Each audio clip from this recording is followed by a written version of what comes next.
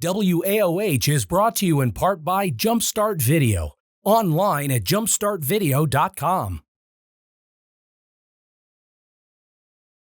Hello everyone, and I get to speak now with Summer Hall, who is a candidate for the Akron Public Schools School Board.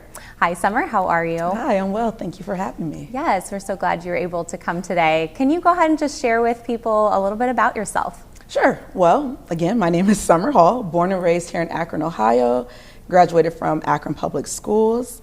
I currently work for the city of Akron, where I do community outreach, as well as the public arts liaison and the program manager for the Akron Interbell. Oh, wow. Yeah, Okay, so wonderful. I have two beautiful daughters, one who's in her second year of law school in Chicago, and I have a fourth grader. Okay. Yeah. Wonderful. All right, so why do you think that you would be a good candidate for the school board?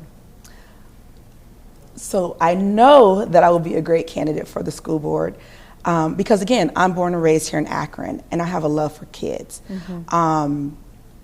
My family has been involved with the school systems for many years. My great aunt, the late Helen Arnold, was the president and also the first Black woman to sit on the Akron School Board. So I have some rich history, and my grandmother was a civil rights activist here in Akron, where she fed the hungry and clothed the poor, and doors were always open to try to make a difference and help our community, regardless of whatever neighborhood, whatever race was not an issue. It was whoever needed help. So I know that I will be a great candidate for a few different reasons. What I would like to do is build better communications between teachers and parents. That way they can effectively help their children and find out the needs, because every need is not the same for each kid. I would like to revive vocational training and trades back into the schools to enhance the unions and for kids that don't want to go to college. You know, we talk about college and career academies. You know, let's focus more on careers.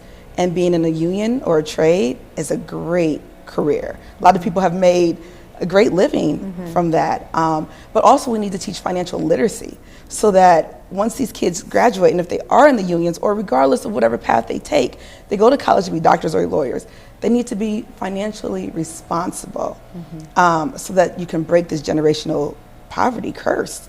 You know, some may have on their backs from their families, you know, year after year. You know, we have to teach kids how to effectively, you know, save money or utilize their money in the right way. You know, we've been talking about this for years, you know, and it's time to make a change, time to do better. Another goal that I have is to build better communication as well, or enhance communication between the city of Akron and our school, to promote more safety, you know, better, what am I trying to say, sorry, to promote safer schools for not only the students, but for the teachers and the staff and everyone involved. Going to school should just be a safe environment where kids can learn. Our children today have so many more responsibilities than I can even imagine. You know, they're dealing with homelessness, they're dealing with raising their siblings, you know, while their parents try to work to give them what they need. And they can't just go to school and just be a kid. You know, some of the kids are doing way more than that. So I just want to create a safe environment and try to take the ease and some of the stress off the kids so that they can be a kid, you know, and have a childhood.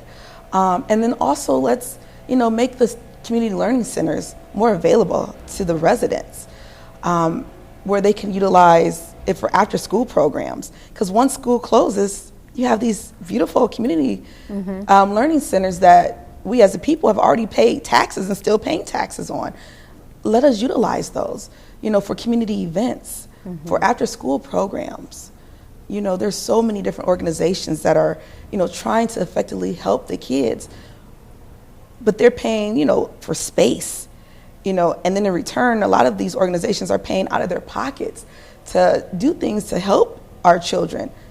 Let's open the doors to the community centers, and then let's educate the people that want to utilize the community centers, educate them on the ins and outs of how to use the building.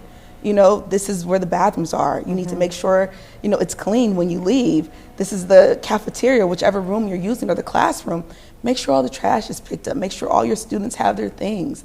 And then when you leave, make sure the door is locked and call the custodian afterwards. You know, so just little things like that can go a long way with helping our community, help our children. Yeah, absolutely. So what do you think is working well in education within APS? I think what is working well is everyone has ideals on how to improve. I think if we can come together and work together to enhance, just enhance ideals and work with the superintendent so that he can do his job. We have a new superintendent, but we need to back that superintendent. I think everyone has the same ideal to make sure our schools are safe and kids are learning. How do we do that is the biggest question. So we really just have to be on a better page, and everyone has to work together. Our schools are beautiful. You know, that's great. You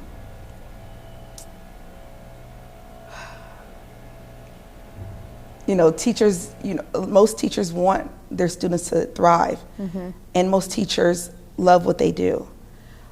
So the teachers that love what they do and that are willing to go the extra mile to help these students, I think that's working.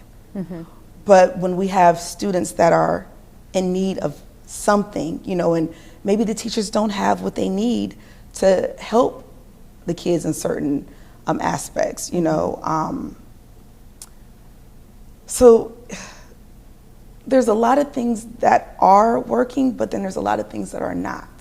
Sure. And I think the bad outweighs the good right now. So as a community, how do we work together to make everything good and make our schools work, just to save everyone, you know? Absolutely. And you touched on this a little bit, but what are the conditions necessary for learning? I know you touched on safety. I don't know if you want to expand on that or go a different direction, but what do you think are the conditions necessary for learning? The conditions necessary for learning is making sure that all the kids have what they need, that school supplies. You know, we have a lot of organizations that help out with the school supplies. Making sure the teachers have what they need and the support that they need to be able to educate. Making sure we have training for our teachers to learn about just the backgrounds of the students that they serve.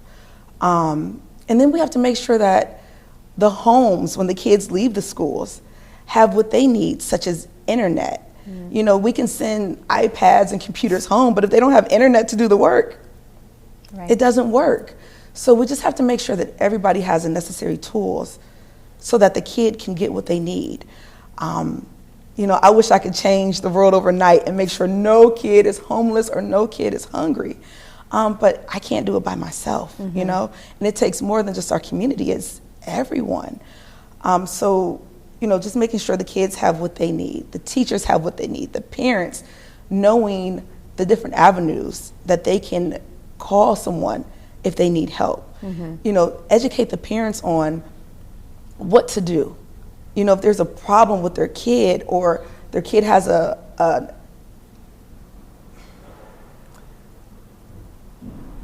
kid is, you know, struggling with maybe a class or a learning disability. How do we help that parent help their child? Because if they don't know, you know, they struggle with that, and then they feel as if no one is listening and they're not being heard.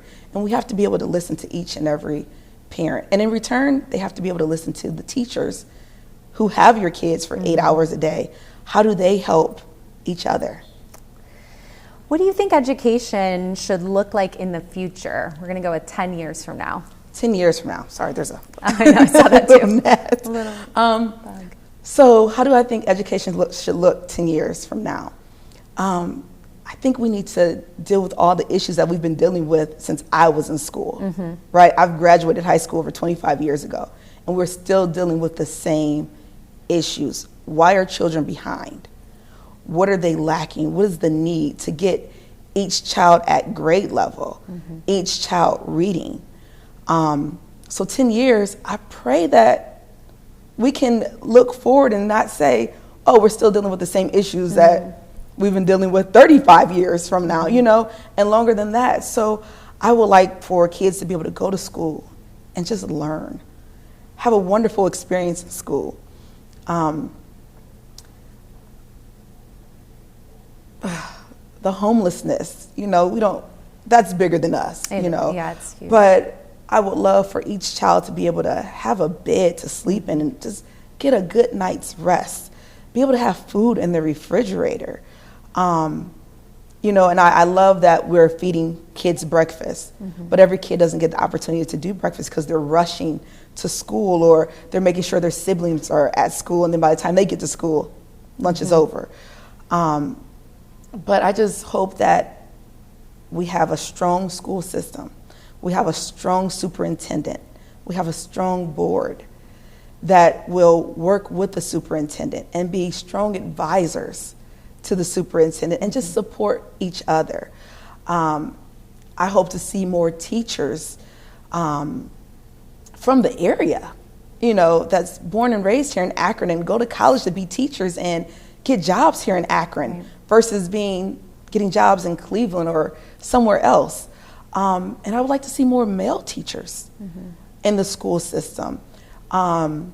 You know, we as women, we try to do everything, you know, we're capable of doing everything. But sometimes these boys need to see a male role model, you know, a male figure in the schools that they could be okay to go and talk to, you know.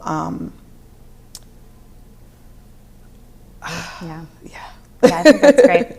What's your most current grassroots involvement with APS outside of your personal child or neighborhood school? My grassroots, well, me being going to Akron Public Schools, my parents, my father, you know, he went to Garfield and was one of the quarterbacks, which he brags so much about. And, you know, my aunt being in the public school sector for many years. Both my children were part of Akron Public Schools, and my siblings. My mom passed when I was 24, and I had to raise my siblings. They were 14, 13, 10, and 6, and they went through Akron Public Schools. Also, what I do is, me working for the city of Akron, I facilitate multiple programs with not only APS, where they can come in and learn about city government, but I also work with Leadership Akron and their junior leadership program, as well as other programs that they have. And I also help with camps, you know, that the city of Akron sponsors. I've been a cheerleading coach, I've been a mentor, and any kid that I see, you know, in the neighborhood, I'm always talking to them and I'm always promoting, you know, Akron Public Schools. And I want kids to be excited about Akron Public School. I was excited, you know, I was, oh my God, thrilled, you know, especially high school. Got to go to one of the best high schools in Akron. And I just want every kid to experience the greatness that I experienced in schools. Okay. So would you have a plan if a tiny minority of people were to ban books, librarians, or libraries? If a tiny minority group? Yes. Well, we would stand up and fight for what's right. You know, you need books. I understand, you know, the internet is taking over and everything is virtual, but nothing like a good book, you know, and a book where you can just open up and just read and find the answer versus searching the web for everything. So my plan would be to stand up and fight for what's right. We can't take books out of schools. You know, my little one with her spelling words, and even my oldest and my siblings, they would say, "What does this word mean?" And I would drop the dictionary right on the dining room table. "What is this?" Look it up. You know, you have to learn how to look things up yourself. So when you talk about people banning books, I I can't even see that in the near future because we need books. So the plan would be able to stand up, fight for what's right, and just try to make sure that we have our books. If I need to write letters to, authors to get books back into the schools, I'll do that. If we need to raise money or try to find grant money, I'll do that. So whatever's necessary to make sure our kids have what they need. Where do you see inequity within APS, and how would you address it as a school board member? Equity is within all of us, but throughout our whole community. Equity is, on North Hill, where we have a large international community. With equity, we have to learn one another. We have to be willing to meet people where they are. We need to welcome each other into any environment. And we need to learn about all the different cultures that Akron represents. We have so many different cultures. My grandmother, when she had the Poor People's Headquarters on Wooster Avenue, which is now Vernon Odom, it was an old fire station that she worked out of. She didn't care about your race, your ethnicity, whatever it was. She cared about you as a human. And she made sure that you walked out with a box of food, or given the resources on what you need to do, far as if you needed help. She was one of the co-founders for welfare reform here in the city of Akron, adequate welfare. And she helped people get on welfare as a stepping stone. You're down and out. Let me help you through this system and then get off, Let me help you grow and build your family to where they need to be so they can have food and the resources they need. So far as just equity, it's everything. So I'm sorry I got off from the question. No, you're fine. No, you did answer it because, Okay. I mean, the question was where do you see inequity, but you answered it kind of in the opposite way. We're saying we need to bring equity to. We just need to do better as a schools. community, Sure. and I get so passionate about this Yeah. because I not only care about the future of our children, I care about the future of everyone. I pour so much into my children and my siblings, and I pour that into kids that I come across anytime, any day. It doesn't matter where I am. I am trying to speak life into everyone. That's beautiful. So I'm going to kind of tie these next ones together. Okay. I had someone write in about, do you have experience in special education and or disabilities? And then what would you do to ensure that students with disabilities have inclusion with their peers in the schools? And then on that note as well, would you be willing to meet with parents who were special education advocates? Okay, so yes, my motto for my campaign is the voice of the parents. So yes, I would love to meet with parents, and I want to work with parents because, again, earlier, as I said, is some parents may not know their voice. They may not know the different avenues to take to get help for their kids. I don't have the experience where I've worked in the school system with children with a disability, but growing up, I was a foster sister. My mom was a foster parent. So we had all walks of life come into our home. My aunt, she did work in the special education area when she was alive. She passed away also, Constance Hall.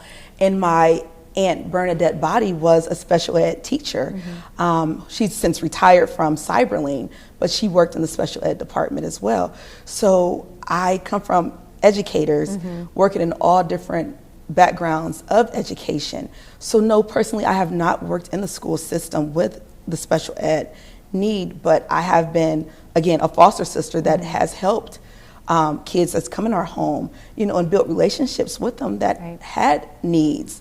And, I made them feel as if you're just like everyone else. At the end of the day, this pandemic really opened up the eyes of everyone, and everyone has some issues that they're dealing with, and how do we help them is we treat each other with respect, kind, and love. And you let them know that you can do it, and just because you have a disability doesn't make you less than anyone else. Yeah. You fight for what's right, you stand up for yourself, and you get what you need. And parents need to know that also, that, we're going to fight for your children. And if you have any issues where no one's listening to you, or they're just pushing you down the wayside or down the back burner, making you feel like you don't matter, you know, me being on the school board, I will make sure I step up and help you out. That's what I do in the city of Akron. Just a little story, there was a gentleman, he was homeless for the past 4 years. And this was about 3 years ago. And no, about 4 years ago, it happened before the pandemic. And he kept coming to the city. And at that time, I was a secretary to the mayor. And I said, hey, what's going on? You know, you're coming downtown all the time. The person you want to see is not here. How can I help you? And it's just a matter of those words. How can I help you? And he told me, you know, I'm homeless. It's getting cold outside. I'm sleeping in the alley. I'm sleeping in the county. I keep getting arrested for, you know, sleeping there. Or if I sleep out in Lock 3, you know, I'm getting robbed. All of my personal belongings have been taken, you know, and I'm like, oh. And me being me and growing up with the background and the family and the legacy that I've grown up with, I had to do something. So I learned about this gentleman, and just talking to him over and over again, I said, let me try to figure it out. So I reached out to a couple of my counterparts at work, my colleagues. Who can I talk to? Who is this? Who is that? You know, and he needs a social security card. He needs an ID. Okay, let's figure this out. Let's help you. Now I can say, what, going on 4 years, this gentleman has been living in his own apartment. He has the resources that he needs. He's doing well. And he calls me probably once every other week, you know, and sometimes he falls back into that mentality of that homelessness. And he's like, I've been sleeping on my floor. And I'm like, you have a bed, get off the floor, you know? He's like, well, I just get scared that I'm gonna get kicked out. I'm like, as long as you're paying your rent, you won't get kicked out, and do what you need to do. And just mind your business.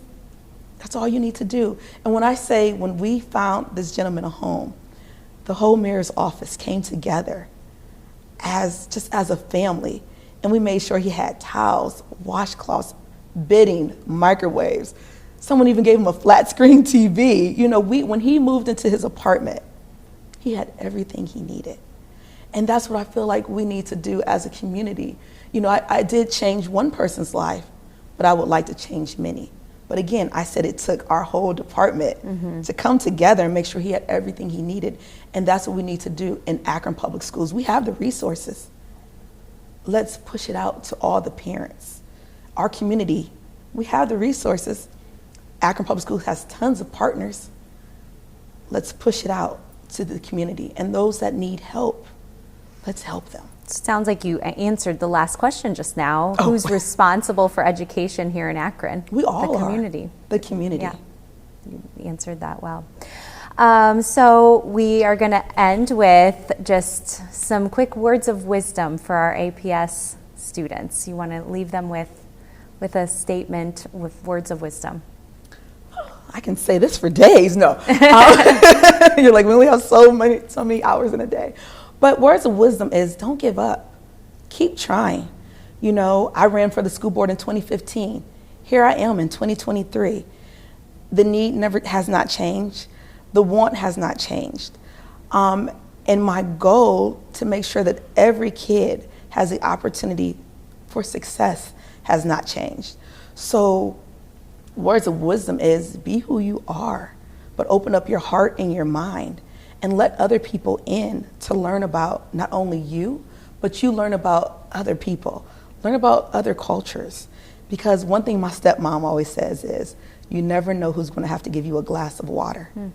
So be kind, be respectful, and just do your best. And that's something I lead with my daughter. When she gets on the bus or when I take her to school, I'm like, be your best and do your best. And you can be anything you want to be as long as you put your mind to it. So with our children, stand tall. You know, believe in yourself, even when you have no one else that believes in you. Believe in yourself. Thank you, Summer. Appreciate Thank you. you. Thanks for having me. If people want to contact you, is there a good way they can contact you, or do you have a website that they can look at? I have a website. It's alexsummerhall.com. Okay. Or my email address is SLLHALL 0802@gmail.com. Okay. Wonderful. Or they can reach me by phone, which my telephone number, do I give my telephone number? If or you want to, Sure. you can. 330-606-5824. Okay. And I'm here to help. I'm willing to fight for what's right. I'm willing to fight for the parents, our students, and our teachers, because Great. we cannot forget about the teachers, because they're the ones educating our kids, and we need to support the teachers, and we need to hear them out, and we need to say, hey, what can we do?